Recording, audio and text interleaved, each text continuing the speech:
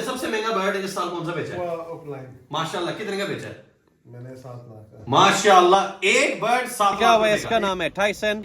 अब ये लवबर्ड से इतना कमाया कि इन्होंने डायमंड खरीदने शुरू किए हैं। अब देखो इरफान, मैंने कुछ है ना याद रखी, 1 2 3 4 मेरा पासवर्ड है। और घबराना नहीं है। हम आपको इनवाइट करने आए कि आप चीफ गेस्ट हों। अल्लाह, देखो को प्यारी हो गई। इकरा तो आपकी टीचर का नाम है।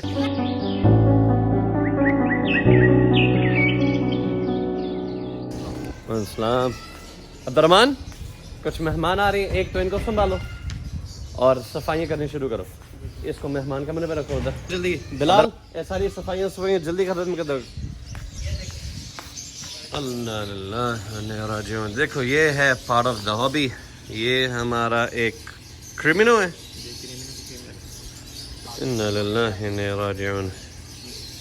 देखो, this is part of the hobby. जहाँ पे नफ़ा इतना दिखाया जाता है वहाँ पे नुकसान भी होता है। एक क्रिमिनो की फीमेल अल्लाह की प्यारी होगी, इसको कहीं जाके दफना के आओ। बस दुख और तकलीफ इसकी कीमत की नहीं, एक जानदार चीज़ है जो अल्लाह को प्यारी हो गई। और लाइव स्टॉक का सबसे बड़ा मसला ये है, इसमें कोई शक नहीं है कि इस कारोबार में बहुत ज़्यादा मुनाफा है, लेकिन ये आपको कोई नहीं दिखाएगा कि इसमें इतना नुकसान भी होता है। हर बंदा सोशल मीडिया पे नफ़ा दिखा रहा होता है, नुकसान कोई कोई दिखाता है। बहरहाल, जिस अल्लाह ताला ने जान ली, जिस अल्लाह ताला ने हमारे मुकद्दर में नुकसान लिखा, अल्लाह ताला इसका नेमुल बदल भी ज़रूर देगा। यह आपका ईमान होना चाहिए। नफ़ा नुकसान इस पार्ट ऑफ बिजनेस। अच्छा, कुछ लोग नुकसान को लेकर डिप्रेशन में चले जाते हैं, स्ट्रेस में जाते हैं। अगर आप नुकसान बर्दाश्त नहीं कर सकते हैं ना, तो फिर आपको इस कारोबार में नहीं होना चाहिए, क्योंकि कारोबार का मकसद सिर्फ और सिर्फ नफ़ा थोड़ा है, नुकसान भी तो हो सकते हैं। इसको हिला के दो। ये हमारी मोहल्ले की 2 आंटियाँ आई हुई हैं। 2 आंटियाँ हैं? जी आंटी, आपका क्या नाम है? और जी आंटी, आपका क्या नाम है? इकरा है। इकरा तो आपकी टीचर का नाम है।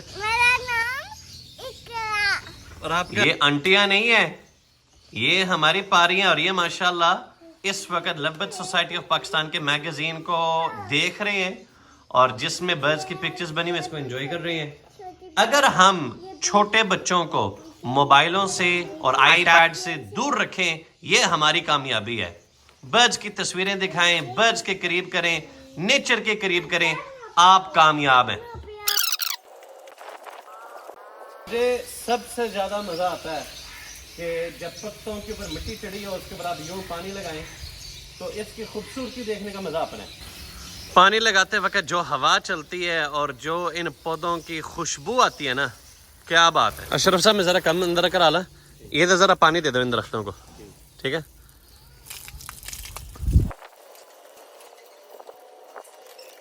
जिस चीज़ का डर था वही हुआ, मेहमान पहुंच गए हैं। और अस्सलाम वालेकुम सर, कैसे हैं आप? ठीक ठाक हैं? अस्सलाम वालेकुम, कैसे हैं आप? ठीक ठाक हैं? मैं के नाज़रीन को दिखाएं आज के मेहमान फ्रॉम बुरे वाला। अल्लाह का शुक्र। मैडम, इसकी ज़रूरत नहीं थी, आप ये क्या सारे लिए आई हैं? नहीं, कुछ भी नहीं। तो मैडम, यू फ्रॉम बुरे वाला। मैं कहता हूँ यहाँ से शुरू करें। बिल्कुल। मैडम, आपको लवबर्ड्स में आए हुए कितनी देर होगी? ऑलमोस्ट 3 साल। 3 साल। 3 साल में माशाल्लाह कितने बर्ड्स ब्रीड करवाए? इस वक्त अभी जो मेरे पास हैं वो ऑलमोस्ट 52 है। अब आपको भी अंदाजा है कि मेरे इंटरव्यू स्क्रिप्टेड नहीं होते। मैं सीधा अपने कमरे से निकल कर इधर आया हूँ, ना ही मैंने सलाम हाल पूछा। मैडम, सबसे महंगा बर्ड कौन सा बेचा? सबसे महंगा मैंने बेचा स्प्लिट टेल फैलो। कितने का? वो मैंने बेचा तकरीबन 40 का। माशाल्लाह। और सबसे सस्ता बर्ड कौन सा बेचा? Green fisher. कितने का? वो मैंने 1000 का। और आपको बर्ड बेचने के किस तरह पता चला? अगर आपको सिर्फ 3 साल हुए हैं, आपने किस चीज का सहारा लिया? आपका मेरा सबसे ज्यादा। बिल्कुल। अच्छा, वो कैसे? कोई शक नहीं है। नहीं, मुझे कोई अच्छा, मैं जेन्युइन, मैं इंतजार कर रहा था आप कहेंगे फेसबुक या सोशल मीडिया। नहीं नहीं, बिल्कुल भी नहीं। जो सच्ची बात है वो ये है कि नुईद भाई, अगर बहुत पीछे चले जाएं तो बहुत ज्यादा मुझे शौक नहीं था, लेकिन बर्ड मैंने इसलिए शुरू किए कि मेरे से एक चिड़िया मर गई, शायद मैं 9 साल की थी तब। अच्छा। तो बस तब से ना फिर मैंने बर्ड्स रखना शुरू किए। मैं रखती थी, उनको आजाद कर देती थी। तो फिर मुझे एक बंदे ने बताया कि नहीं यार, ये जो लव बर्ड्स हैं इनको आप आजाद नहीं करोगे, ये तो चिड़िया और कां चील खा जाएंगे खा जाएंगे इसको। तो फिर मैंने सोचा कि नहीं अब इनको करवाते हैं। जब करवाना शुरू किया तो ऐसे रैंडमली देखना शुरू कर दिया, फिर मुझे आप दिखे उस पे यूट्यूब पे, तो उसके साथ फिर मैंने अपने हस्बैंड को बताना शुरू किया। मैंने कहा यार ये बंदा चले, मेरे लिए ये फख्र की बात है, मेरे लिए फख्र की बात है। कोई थैंक यू। शक नहीं है।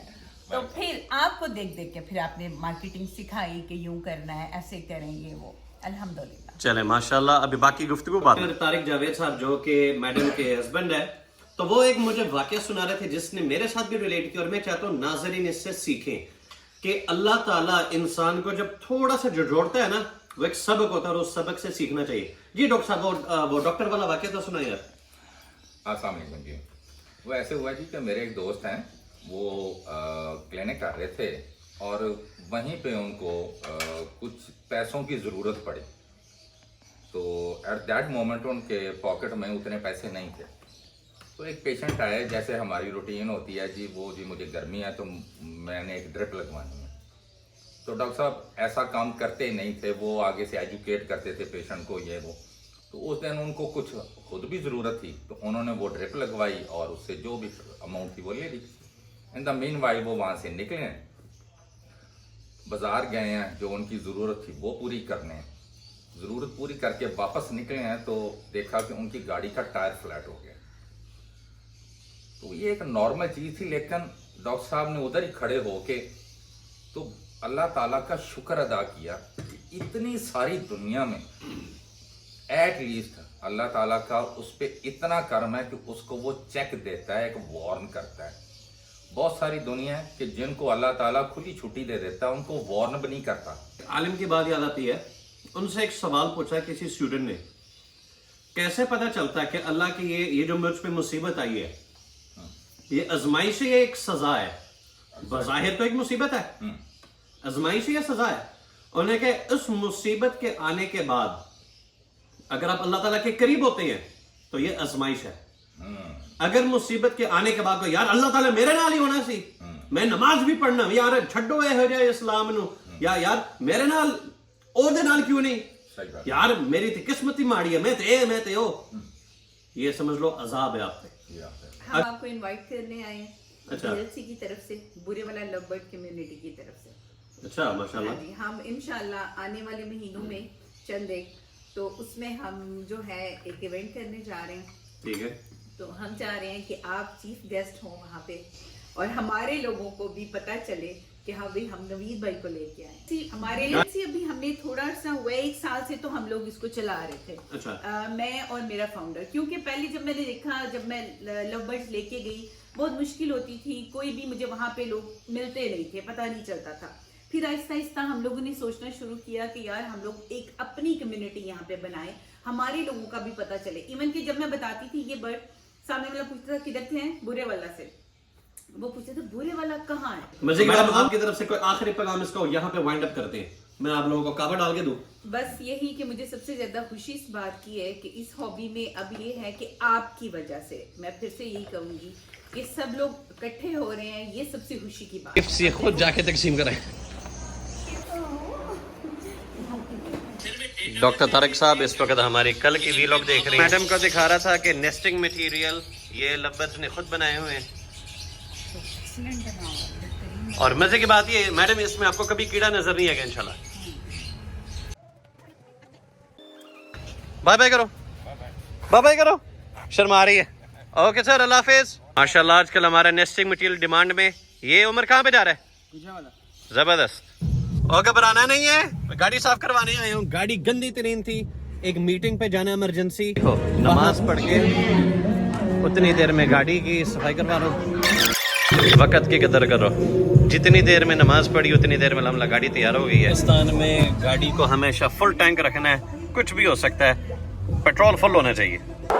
3 बजे हमारी मीटिंग है और इंशाल्लाह 3 मिनट पहले पहुंचूंगा। BGC की नई destination, new lab of BGC। सलाम डॉक्टर फैसल साहब, समीर खान साहब और हमारे डॉक्टर जवेद साहब। सलाम। हमारे स्पेशल मेहमान आ चुके हैं, ताहिर शेख साहब। अस्सलाम वालेकुम। शेख साहब का ब्लॉग वायरस है वो ज्यादा क्योंकि हर वायरस की जो है ना वो इकोलॉजी, जिस इंडिया में उसने सवाल करते हैं कि लवबर्ड का होना क्या होगा कैसे, तो मैं उनको एक ही जवाब देता हूँ कि भाई मैंने जिंदगी का पहला रोजी कोली बर्ड जो लिया था वो 1982 में लिया था, और आज हम 2023 में हैं, तो रोजी कोली आज भी इन है। तो 90s में मेरा ख्याल है मैंने फिशर रखना शुरू किया था, वो आज भी है, बजरी का रखना शुरू किया था, वो आज भी है। आज आप देखें कि आप लाहौर में फिर के देख लें, पूरे पंजाब में फिर के देख लें, क्या वो बर्ड्स की मार्केट्स एग्जिस्ट नहीं कर रही? वो भाई जिनका बॉक्स ब्रीड करता है ऑफ सीजन में, अदनान भाई, और मैं भी सारा काम शुरू करता है। देखो नहीं मैं डाइट पे हूं सर, और कैमरे के सामने का उसका भी आता है। समी भाई आज तो क्या है, और बहुत से लोग आए हुए हैं यहाँ पे, हमारे बैकग्राउंड पे नजर आ रहा होगा। बस ये हमारे फ्रेटर्निटी के कुछ गेस्ट आए हुए हैं, मुजाद भाई, ताहिर शेख साहब, नानू शाही। शेख साहब पिज्जा नहीं खा रहे? हमारे नए शेख साहब एक सवाल है इस बात को समराइज करने के लिए, सिंपल पार्बलू डनफेलो कितने का? मेरा ख्याल है पाकिस्तान की मार्केट में तो 5+ का होगा, अराउंड कुछ ये भी मांग लेगा 5,000 5 लाख का। 5 लाख देंगे यूट्यूब कोर्स के लिए 5 लाख रुपए। और अगर यही बर्ड ऑफलाइन में हो, यानी पार्बलू ऑफलाइन डनफेलो, फिर यार देखिए 2-2.5 लाख ऑब्वियसली उसके ऐड हो जाएंगे जैसे। अब हम कैसे कह सकते हैं कि एक पार्बलू ऑफलाइन सिर्फ 15-20 हजार रुपए का हो? पॉसिबल नहीं है। जब 2.5 लाख रुपए की कीमत का फर्क है, जितना अच्छा ऑफलाइन होगा उतनी अच्छी उसकी कीमत होगी, जितना अच्छा ऑफलाइन होगा उतना ही अच्छा ऑफलाइन डनफेलो डेवलप होगा। तो इन चीजों पे अवेयरनेस देने की जरूरत है। मजाक उड़ाने वाले मजाक उड़ाते रहे, बातें करने वाले बातें करते रहे, अपने काम की तरफ तवज्जो दें। अदनान भाई आपकी तरफ से आखिर पैगाम। पैगाम शेख साहब यही है कि कोशिश करेंगे अच्छी से अच्छी चीज ब्रीड करवाएं। सर ये पैगाम सारे देते हैं। मैं आपसे सवाल पूछता हूं, आपने सबसे महंगा बर्ड इस साल कौन सा बेचा है? देखो मजा तो ये है ना, आपने सबसे महंगा बर्ड कौन सा बेचा है? एक्वा ऑफलाइन माशाल्लाह कितने का बेचा है? मैंने 7 लाख का। माशाल्लाह एक बर्ड 7 लाख रुपए का। एक नहीं बेचा, काफी बेचे हैं। नहीं कहने का मतलब है एक बर्ड मालियत 7 लाख रुपए के बराबर। और आपने सबसे सस्ता बर्ड कौन सा बेचा है? पेल फेलो माशाल्लाह कितने का? लाख रुपए का है। माशाल्लाह। और आपने इस साल टोटल कितने बच्चे बेचे हैं? ये सिर्फ कोई काउंट चले दैट्स इनफ फॉर टुडे। महंगा बर्ड बेचा माशाल्लाह। आपने कौन सा बर्ड बेचा बॉस? ब्लू प्लाइन डनफेलो कितने का? 8 लाख रुपए। Very good. एफबीआर वाले देखो ये बर्ड हम बेचते भी है, बर्ड मरते भी है। और दास ने कहा था भूख लगी है, हम आए थे हैनन बन पे हमारे फैन मिले जो कि यहाँ पे काम कर रही है, उस्मान यासिर। तो आज की भी लोग के अख्ताम यहाँ पे होते सर, अपने कोई पैगाम आपने लपट लगाया हुआ है? लगभग अभी स्टार्ट करने की कोशिश कर रहा हूँ कि जो है ना जल्दी स्टार्ट करूँ, क्योंकि आपकी मैंने काफ़ी वीडियो देखी हैं जो, तो मुझे लग रहा है कि इसमें जो है ना इंटरेस्ट लेना चाहिए। जी शेख साहब फैन आपके यहाँ पे मिल गए हैं। ये अली भट्ट साहब ये डनफेलो दे ब्रीडर ने, इसमें कहता है चिकन पीस का। बस ये अभी 4 दिन हो गए हैं। ये सारे लव बर्ड वाले हैं, बर्ड्स वाले हैं सारे? अच्छा। आपको एक रोबदार शख्सियत से मिलवाते हैं, उसका नाम है टाइसन। सिक्योरिटी में इजाफा है, इस जवान क्या हुआ, इसका नाम है टाइसन। अब ये पूरी सर्दियां हमारे पास होगा इंशाअल्लाह ताला। कुत्तों से मुझे बहुत डर लगता है। That's enough for today। कल मुलाकात होगी। अल्लाह हाफिज।